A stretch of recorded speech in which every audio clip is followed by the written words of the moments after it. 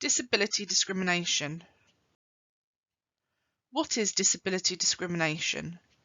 A child or young person is disabled if they have a physical or mental impairment which has a substantial and long-term adverse effect on their ability to carry out normal day-to-day activities. Section 6 of the Equality Act 2010. Substantial means more than minor or trivial, and long-term means lasting more than 1 year or likely to last more than 1 year. This is a wide definition and can cover physical or mental health problems, as well as conditions such as dyslexia or autism. When considering if someone may fall within the Act, think about: do they have a physical or mental impairment?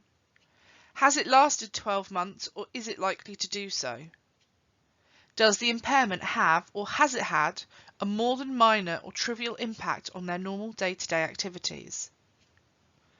Early years settings, schools, colleges and local authorities have legal duties to prevent unlawful discrimination. They must ensure that they do not treat children and young people with disabilities less favourably than others. They also have a duty to make reasonable adjustments, to change what they do or were proposing to do to ensure a child or young person is not disadvantaged. This includes the provision of aids and services to support a child or young person.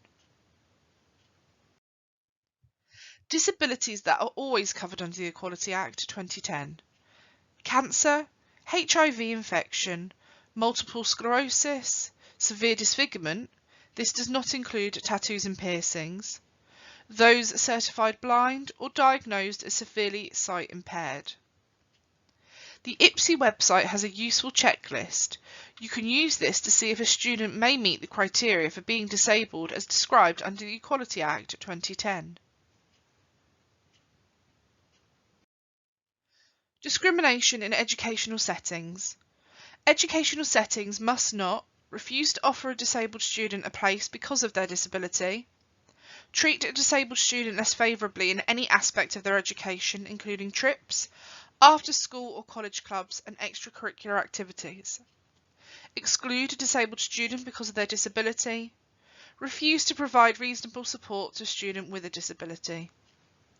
Educational settings and local authorities must carry out accessibility planning for disabled students. These are aimed at making sure disabled students can fully participate in the curriculum. If a child's class is up a flight of stairs and they have mobility problems, placing the class downstairs would make it accessible. Improving the environment of schools to enable disabled students to access the education available. This could be done by constructing a seating plan that would support a student with a visual impairment, changing the layout of a classroom to accommodate a student with a wheelchair, walking aid, or creating a supportive environment for a student with ASD.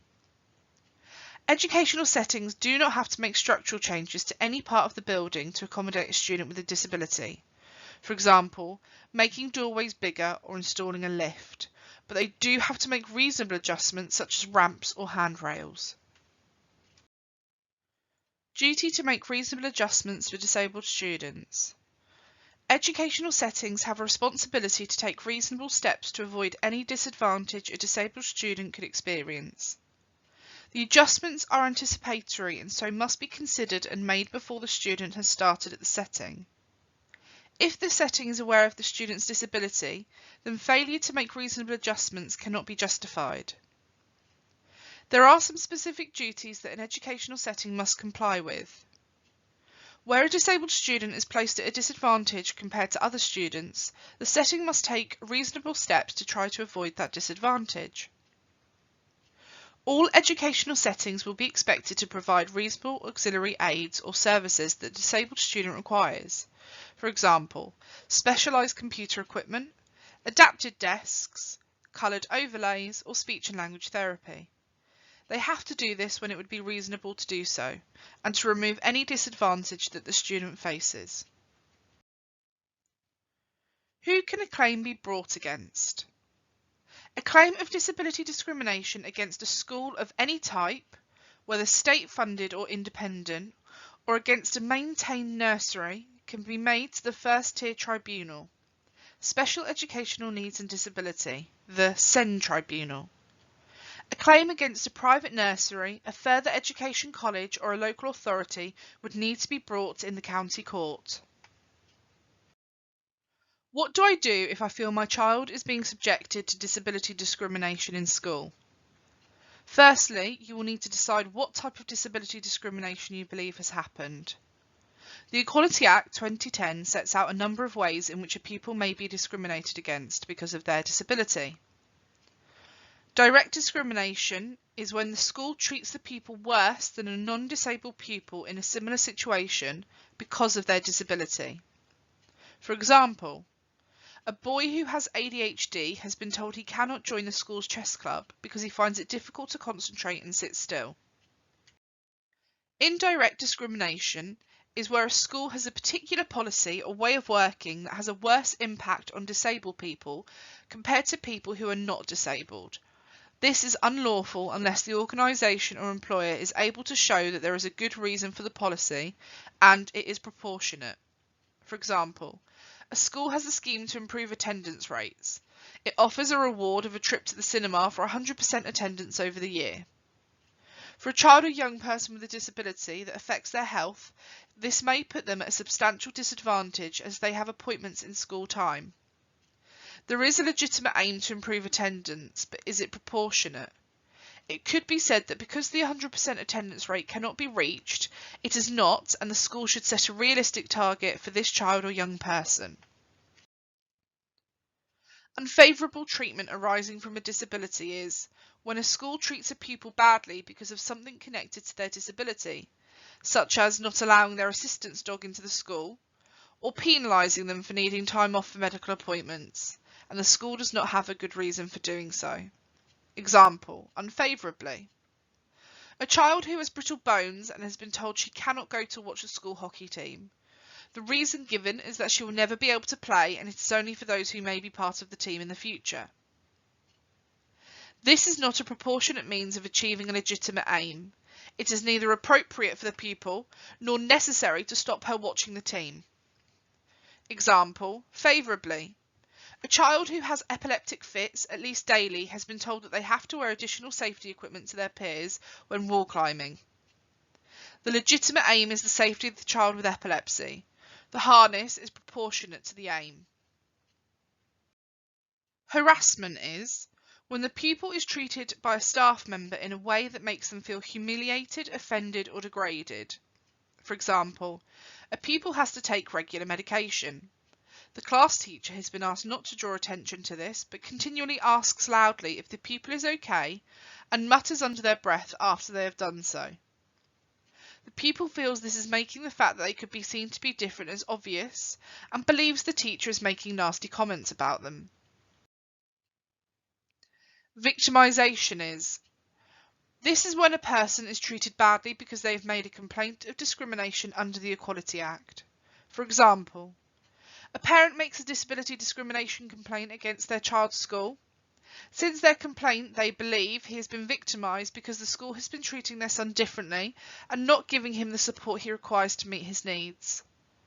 It is not unusual for discrimination to fall under more than one type of discrimination. What do I do if I feel my child is being subjected to disability discrimination at school? If you feel that your child is being treated unfairly due to their disability, it will help to keep communication open with the educational setting. After having discussions, if you are still not happy, then follow the setting's complaints procedure and make an official complaint. You should find details of their complaints procedure on their website. If not, ask. You can use dispute resolution, also known as mediation, which is a way to help people to reach an agreement about something they are not happy about. If all parties agree to use dispute resolution, a meeting can be organised between yourself and the educational setting. An impartial mediator will lead a conversation between yourself and the setting in a safe and constructive environment. This is a free service delivered by Kids Send Mediation and Disagreement Resolution Service 0330 062 835. If you still feel that the situation is unresolved, you can lodge an appeal with the Send Tribunal. How to appeal to Send Tribunal. There is a time limit to appeal. The claim must be received by the tribunal within 6 months of the last act of the alleged discrimination. Before you appeal, you need to prepare your claim. This will involve gathering as much evidence as possible to support your case. The tribunal will first decide if the child has a disability as described by the Equality Act 2010 before going further with the claim. You will not be charged any money to bring a case to appeal. Go to the Sendis Tribunal website and click on the link First Tier Tribunal, Special Educational Needs and Disability gov.uk and follow the instructions. The tribunal will register your claim within 10 working days of receipt and send a copy to the educational placement. They will then notify you when the claim is registered and tell you the date when the hearing will take place. Your claim should normally be heard around 20 weeks after it is registered. August is not recognised as a working month by the tribunal rules and should not be taken into account. It will be heard by a tribunal panel, which could consist of a judge and up to 2 specialist members who have knowledge and experience of children with special educational needs and disabilities.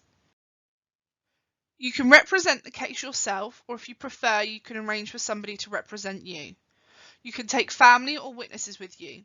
This must have been arranged during the preparation for the hearing.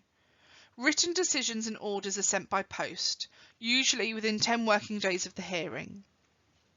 Important documents you may want to take to tribunal with you. Medical letters from the GP or paediatrician, letters from CAMS, which is the Children and Adolescent Mental Health Service, medical or professional diagnosis, relevant information from the school detailing anything that may support your case, for example, emails or letters, letters or referral forms from health and social care. You should explain how the disability affects day-to-day activities. If your child or the young person has an EHCP, Education, Health and Care Plan, you should include it. State what decision you would like to resolve the situation. This cannot be financial.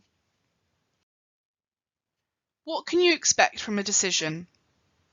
If a tribunal decides that there was an unlawful discrimination, they will say so in their decision letter. A tribunal can order the educational placement to do anything reasonable to remedy the discrimination other than paying financial compensation, as by law this is not allowed. A tribunal can order actions that will help to make up for any opportunities that your child or the young person may have missed or prevent future discrimination.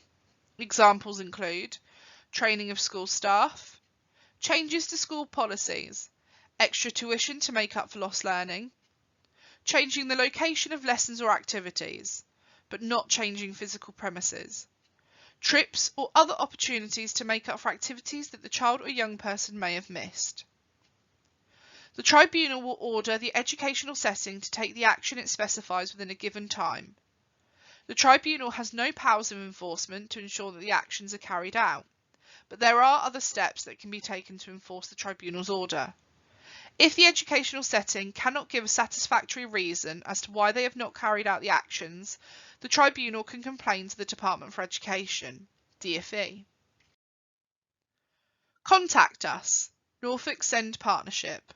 Call us 01603 704070, text us 078 600 33614, email us sendpartnership.iass@norfolk.gov.uk, visit our website www.norfolksendpartnershipiass.org.